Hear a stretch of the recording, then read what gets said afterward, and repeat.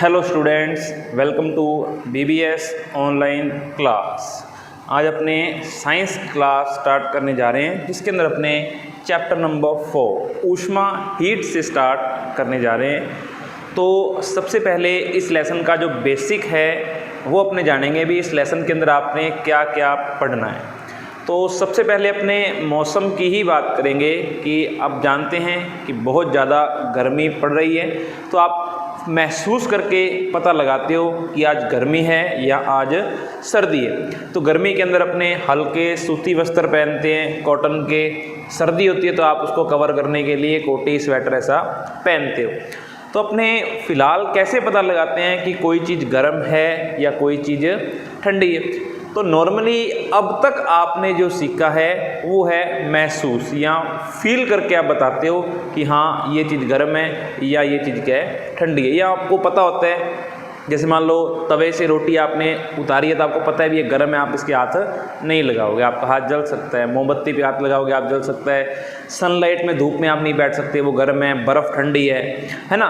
तो मेनली आप टच करके महसूस करके बताते हो कि वो चीज़ गर्म है या वो ठंडी है। क्या हर बार अपने ऐसा ही बताएंगे टच करके कि क्या वो ठंडी है या गर्म है? क्या ये हर बात ये बात सही होगी या नहीं? तो इसके लिए अपने एक छोटा सा प्रैक्टिकल करते हैं, या आप घर पे भी करना। इसके लिए क्या करना है, आपने 3 गिलास ले लीजिए, कोई भी कांच के बड़े पात्र वो आप ले सकते हो। इसके अंदर आपने पानी डालना है।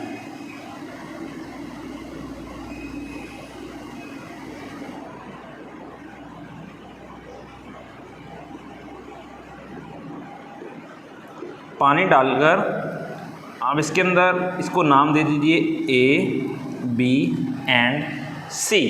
तो 3 टाइप का आपने पानी लिया है। तो इसके अंदर आपने क्या करना है, तीनों के अंदर पानी की क्वालिटी डालनी है अलग अलग। एक के अंदर आप क्या डाल सकते हो, ठंडा थोड़ा चिल्ड वाटर डाल देना। C के अंदर क्या करना है, आपने गर्म पानी डाल देना। और B के अंदर गुनगुन नॉर्मल पानी जो होता है उसे आप डाल देना, है ना। तो उसके बाद आपने क्या करना है, A के अंदर अपने हाथ को डुबो देना है। ठंडा पानी है ना यहाँ पे, तो A ठंडा, C गरम एंड B कौन सा है, नॉर्मल। तो A के अंदर जब आप अपना हाथ डालोगे तो आप कहोगे कि ये पानी क्या है, ठंडा है। और अगर आप C के अंदर हाथ डालोगे अपना तो आप कहोगे ये पानी क्या है, गर्म। उसी कंडीशन के अंदर जस्ट उसके बाद जो आपने हाथ A ठंडे पानी में डाल रखा है उसी को जस्ट आप B के अंदर डालोगे तो वो आपको पानी क्या लगेगा, गर्म लगेगा। कैसे? ये हाथ आपका कहाँ था, ठंडे पानी में था। अब जैसे ही आपने पार्ट B में डाला तो वो आपको गर्म लगा। अगर ये प्रैक्टिकल अपने गिलास C से करें तो वो आपका हाथ कहाँ था, C गर्म में था। अब जैसे ही वो हाथ अगर आप B में डालोगे तो वो आपको क्या लगेगा, ठंडा लगेगा। तो मतलब काफ़ी हद तक अपने चीज़ों को महसूस करके बता सकते हैं, लेकिन हर बात ये श्योरिटी नहीं है कि हर हालत के अंदर वो चीज़ आपको गर्म लगेगी या वो चीज़ आपको ठंडी लगेगी। तो इसका मतलब अपने किससे नोटिफाई करेंगे कि वो चीज़ गर्म है या ठंडी? उसे बोलते हैं अपने ताप या टेम्परेचर। अब इससे अपने बता सकते हैं कि चीज़ गर्म है या ठंडी। जिसका ताप क्या होगा उसे आप इजीली बता सकते हो। जैसे मान लीजिए अब गर्मी ग्रीष्मकालीन ऋतु चल रही है ना, समर जिसे बोलते हैं इंग्लिश के अंदर, तो उसके अंदर अपने जानते हैं कि टेम्परेचर क्या होता है, अपना हाई होता है ना। 50 तक 48, 47 तो आप फील करते हो कि हाँ वाकई बहुत गर्मी है, हॉट है, ठंडे पानी से आप नहाते हो ना। जैसे ही सर्दी आती है वहाँ पे तापमान जाता है 2 डिग्री 3 डिग्री सेल्सियस, 1 डिग्री, कई बार 0 तक भी चला जाता है। तो वहाँ पे आप ठंडे पानी से नहीं, थोड़ा डर लगता है ना आपको, तो वहाँ पे अपने गर्म पानी से नहाते हैं। तो गर्म चीज़ें ज़्यादा खाते हैं, खाना गर्म खाते हैं, गर्मी के अंदर थोड़ा ठंडा शेक्स वगैरह शुरू करते हैं, ठीक है। तो ताप से अपने हर चीज़ का पता लगाते हैं ना, भी वो चीज़ गर्म है या ठंडी है। अब उसके बाद अपने चेक करना है भी ताप का मापन आप कैसे करोगे, है ना। तो ताप का मापन कैसे करते हैं, कैसे मापेंगे ताप, कैसे मापते हैं, थर्मामीटर, जिसे तापमापी बोलते हैं ना अपने। तो आपने देखा होगा कई बार आपको बुखार होता था तो आप डॉक्टर के पास जाते थे तो वो थर्मामीटर आपके मुंह के अंदर दबा देता था। वो टेम्परेचर जिसके अंदर लास्ट में मरकरी पारा भरा होता है ना नीचे नीचे, वो टेम्परेचर से क्या चला जाता है थोड़ा ऊपर, जिससे आपके बॉडी का ताप क्या हो जाता है, नोट हो जाता है ना, कि आपके शरीर का ताप कितना, जिसे डॉक्टर तापमापी कह देते हैं, मेडिकल ताप। ठीक, प्रयोगशाला वाले भी आते हैं जिसकी लिमिट काफ़ी ऊपर तक होती है ना।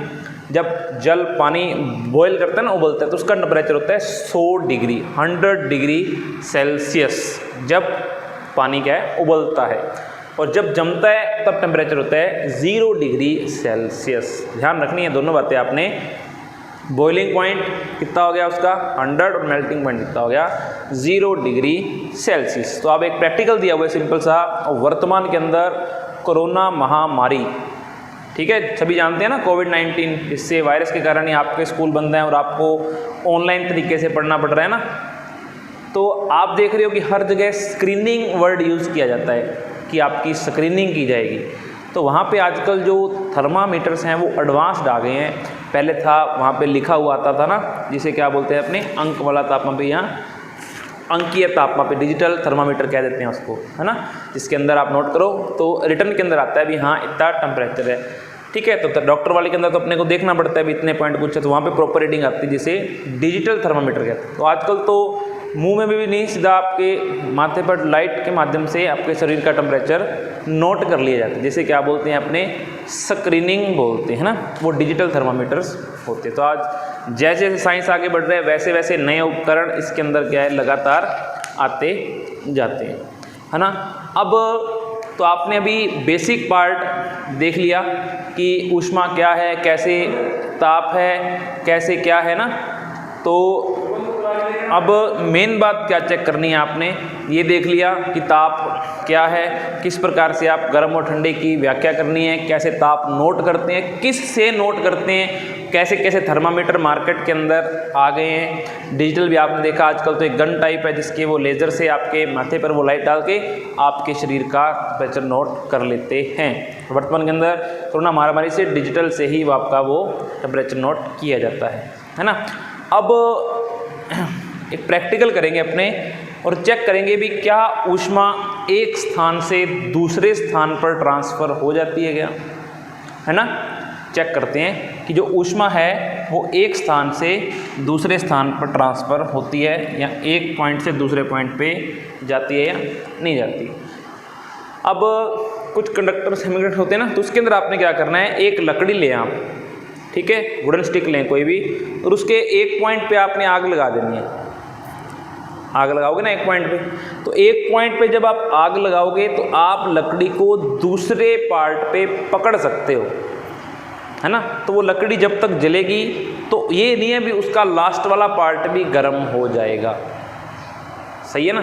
भी लकड़ी अगर मान लीजिए इतनी बड़ी लकड़ी है, अगर यहाँ पे उसके आग चल रही है तो आप यहाँ से इसको ईजिली पकड़ सकते हो, है ना। तो जैसे जैसे आगे आएगी फिर वहाँ पे थोड़ा ऊष्मा ताप पहुँचेगा। अगर मान लीजिए यही लकड़ी लोहे की है, लकड़ी नहीं सॉरी, ये जो छड़ आपने स्टिक ली है वो किसकी है, आयरन की है, लोहे की है। अब मान लीजिए आप इसके साइड पे क्या करते हो, आग जलाते हो या मोमबत्ती, कैसे भी इसको अपने हीट करते हैं, तो ये क्या होगा, अभी इसके अंदर यहाँ पे अगर आप इसको गर्म करोगे तो ये गर्म होते होते जो एनर्जी है, ऊष्मा है, वो यहाँ से ट्रांसफ़र होगी इसकी तरफ यहाँ तक। तो आप देखोगे कि छड़ जो है, स्टिक जो है, वो पूरी तरह से क्या हो जाएगी, गर्म हो जाएगी। तो इसका मीन्स क्या है कि ऊष्मा का जो हीट है उसका एक पॉइंट से दूसरे पॉइंट पर क्या होता है, ट्रांसफ़र होता है। तो एक छोटा सा प्रैक्टिकल करके दिखा रहा हूँ आपको मैं। एक आपने आयरन की स्टिक लेनी है, यहाँ पे आप इसको टेबल पे ब्रिक की सहायता से इसको रख देना।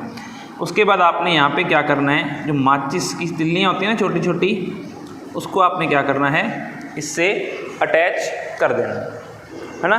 सिंपल है, घर पे कर सकते हो आप। एक आयरन की स्टिक लेनी है, लोहे की स्टिक, उसके साथ मोम लगा के ना आपने तिल्लियाँ जोड़ देनी है, और उसके बिल्कुल एंड पॉइंट पे आपने क्या कर देना है, एक मोमबत्ती कैंडल जला देनी है ना। तो कैंडल जलाओगे तो इसका ये वाला पॉइंट क्या हो जाएगा, गर्म होगा ना। बिल्कुल उसके नीचे आपने कैंडल जला दी। अब ये 3 तिल्लियाँ 4 तिल्लियाँ चिपकाने का मतलब क्या है, क्यों लगाई हैं। अब जैसे ही यहाँ पे इसको गर्म करेंगे तो धीरे धीरे ये किससे लगवाई है मैंने, मोम से। तो जैसे ये गर्म होगा तो यहाँ पे लगा जो मोम है वो क्या हो जाएगा, पिघल जाएगा, ये तिल्ली क्या गिर जाएगी, नीचे गिर जाएगी, है ना। तो इसे इस प्रकार का प्रयोग है आपका, जिसे बोलते हैं ऊष्मा का चालन, है ना। और जिन पदार्थों में ये हो जाता है, तो अभी अपने बात की थी भी लकड़ी के अंदर ऐसा नहीं होता, लकड़ी के अंदर नहीं होता ना ऐसा, तो इसलिए उन्हें क्या बोलते हैं अपने कंडक्टर, जिसके अंदर ये हो जाता है ना। तो जिसके अंदर नहीं होता ये, उसे अंदर क्या बोलेंगे, अचालक पदार्थ। ठीक है, अब प्रैक्टिकल समझ आ गया होगा, है ना। तो ये प्रैक्टिकल कंप्लीट करने के बाद इसके आपने दो टाइप सीखे, जिसके अंदर ऊष्मा या हीट का ट्रांसफर एक पॉइंट से दूसरे पॉइंट में हो जाता है, उसे अपने कंडक्टर कह देते हैं ना, जिसके अंदर हो जाता है। तो इसके अंदर आपने एक आयरन की रॉड ली, आप इसके अंदर आपने देखा अभी जैसे आपने उसके नीचे कैंडल जलाई तो उसके साथ मैंने 3 स्टिक्स ली थी, तो यहाँ पे जो हीट इस पॉइंट पे थी वो लास्ट तक गई, इसी कारण से ये गिर गई। ठीक है, तो जिनके अंदर ऊष्मा का चालन हो जाता है, आसानी से ट्रांसफर हो जाती है, उसे बोलते हैं अपने कंडक्टर, चालक। जिनके अंदर ऐसा नहीं होता है, चाहे प्लास्टिक है चाहे लकड़ी है, उसे बोलते हैं अचालक या इंसुलेटर। तो ये था फर्स्ट पार्ट ऊष्मा के ट्रांसफर का, कि हीट जो है वो एक पॉइंट से दूसरे पॉइंट पर कैसे ट्रांसफर होती है। अब पॉइंट नंबर 2, सेकंड प्रैक्टिकल आपने इसके अंदर देखना है, जिसे हिंदी के अंदर कहा जाता है संवहन, और इंग्लिश कन्वेक्शन। अब इसके अंदर क्या है कि आपने एक स्टोव या ट्रिपॉड स्टैंड लेकर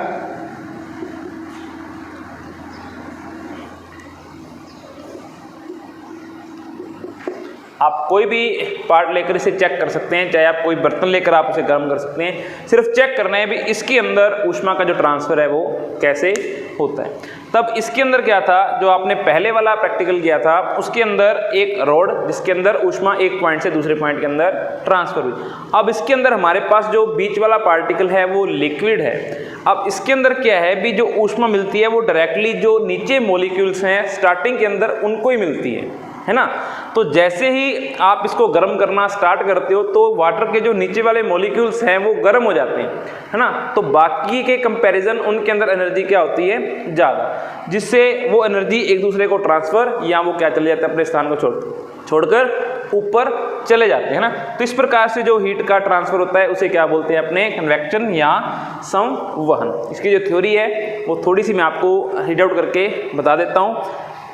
तो इसके अंदर वही लिखा है भी स्टार्टिंग के अंदर जो नीचे वाला पार्ट आप गर्म करते हो, पहले जो सरफेस के साथ टच में है वो पार्ट क्या होगा, गर्म होगा। अब जो मॉलिक्यूल्स गर्म हो गए वो अपनी सरफेस को क्या कर देंगे, छोड़कर ऊपर चले जाएंगे, और जिनके पास एनर्जी नहीं है वो क्या आ जाएंगे, नीचे आ जाएंगे, है ना। तो इस प्रकार जल के आसपास ठंडा जल उसका स्थान लेने के लिए आ जाता है। अब जो मॉलिक्यूल्स गर्म हो गए, जिनको एनर्जी मिल गई, वो कहाँ चले गए, ऊपर, और बाकी जो ठंडा पानी था वो क्या आ गया, नीचे आ गया। फिर यह जल भी गर्म होकर ऊपर उठता है। तो इस प्रकार ये प्रक्रिया लगातार क्या होती रहती है, चलती रहती है। इसको क्या बोलते हैं अपने, संवहन बोलते हैं, है ना। इसे इंग्लिश के अंदर क्या बोला जाता है, कन्वेक्शन। अब ये थे आपके 2 पार्ट, है ना। तीसरे पार्ट के अंदर क्या है, जिसके अंदर अपने को हीट मिलती है डायरेक्ट रूप से, जिसे अपने या विकिरण रूप कह देते हैं, हाँ, रेज, किरण। अब जैसे मान लीजिए सनलाइट है, तो हमारे पास जो सूर्य का प्रकाश है वो किरण, रेज के माध्यम से हमारे पास पहुंचता है। फॉर एग्जांपल आप सर्दियों के अंदर कहीं से भी हीट या ऊष्मा लेते हो, है ना। जैसे मान लीजिए आप चूल्हे के पास बैठे हो, आपने कोयले जला रखे हैं, चाहे आप हीटर के पास बैठे हो, वहाँ पे जो आपको एनर्जी मिलती है, ऊष्मा मिलती है, वो रेज के साथ ही अकॉर्डिंग मिलती है। तो ये था अपना यहाँ तक का बेसिक पार्ट कि ताप क्या है, किससे आपने इसको कैलकुलेट करना है, हीट का जो ट्रांसफ़र है वो किस प्रकार से और कैसे कैसे होता है। तो इसके अंदर पहली ऊपर आपने विधि देखी, दूसरी और तीसरी, 3 विधियाँ आपने इसके अंदर क्या की हैं, कंप्लीट की हैं। अब एक लास्ट टॉपिक है कलर वाइज। अब एक सिंपल सा प्रैक्टिकल आपने करना है कि आपने 2 बर्तन लेने हैं, एक का जो स्पेस है, तल है, उसके अंदर आपने ब्लैक कलर कर देना है, और एक को आपने सिंपल वाइट कलर कर देना है। यानी कि दो आपने बर्तन, चाहे आप गिलास ले लो, जो भी आपके पास बर्तन अवेलेबल है, उसके अंदर वाले के अंदर आपने कलर ब्लैक और वाइट कर देना है और उसे आपने प्रॉपर क्या रख देना है, धूप में रख देना है 1 घंटे तक। जब तक धूप प्रॉपर रहे तब तक उसके अंदर आपने उसको रख देना है। अब आपने जब उसका टेम्परेचर नोट करोगे आप उस पानी का, हम क्या देखेंगे कि जो काले रंग के अंदर पानी है उसका ताप क्या होगा, सफ़ेद वाले से ज़्यादा होगा। क्योंकि जो काला रंग है या जो गहरे रंग हैं, जो सूर्य से रेडिएशन, जो विकिरणें आ रही हैं, उनका अवशोषण, एब्जॉर्ब क्या करते हैं, वो ज़्यादा करते हैं। जो डार्क कलर्स होते हैं ना, जैसे मान लो नीला, ब्लू, ब्लैक, है ना, जो भी डार्क कलर, रेड, तो ये क्या करते हैं, सनलाइट से जो रेडिएशन है या किरणें हैं उनको क्या करते हैं, ज़्यादा एब्जॉर्ब करते हैं, जिससे वो रंग क्या होते हैं, ज़्यादा गर्म होते हैं। अब सर्दियों के अंदर जब अपने कपड़े पहनते हैं तो वो भी क्या पहनते हैं, डार्क कलर के। तो वो क्यों पहनते हैं, क्योंकि जैसे ही उन पर लाइट पड़ती है तो वो ज़्यादा मात्रा के अंदर क्या करते हैं, उसको एब्जॉर्ब करते हैं। तो इसीलिए अपने गर्मियों के अंदर हल्के कलर के और सर्दियों के अंदर अपने डार्क कलर के कपड़े पहनते हैं। अब इस वीडियो को देखकर प्रॉपर अगर आपके पास बुक है तो आपने इसके क्वेश्चन आंसर सेल्फ करने हैं, जितने भी आपसे हों, ठीक है। अगर नहीं हो तो फिर आप कॉन्टैक्ट व्हाट्सएप ग्रुप के अंदर, कोई भी क्वेश्चन डाउट है वो भी व्हाट्सएप ग्रुप के अंदर, ज़्यादा प्रॉब्लम है तो आप पर्सनल नंबर पे कॉल भी कर सकते हो, ठीक है। जितने क्वेश्चन हो आपने इसके ऊपर नोट करने, अगर है नहीं तो अपने नेक्स्ट वीडियो के अंदर इस लेसन के साथ साथ अपने अगला लेसन जब शुरू करेंगे तो इसके क्वेश्चन आंसर आपको उससे पहले करवा दिए जाएंगे, है ना। तो ये था अपना complete lesson number 4। I hope आपको अच्छे से समझ आया होगा। अच्छे से लेसन रीड आउट करें। Thank you.